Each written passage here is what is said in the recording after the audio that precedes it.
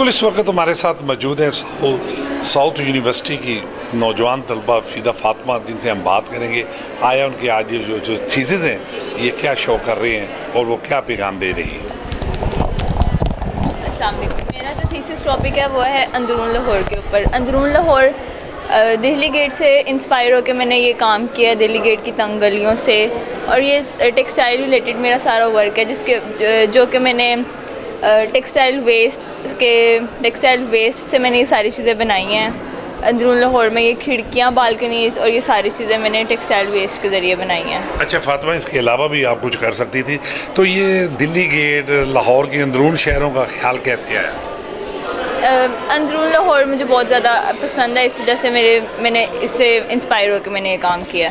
अंदरून शहर की गलियां तो बिल्कुल बरीक हैं, दो अफराद गुजरें तो दोनों का आपस में निकाह भी हो सकता है, तो आप क्या किए अपना बरीक गलियों का किया आपने? मैंने ये गलियाँ बनाई हुई हैं, ये देखें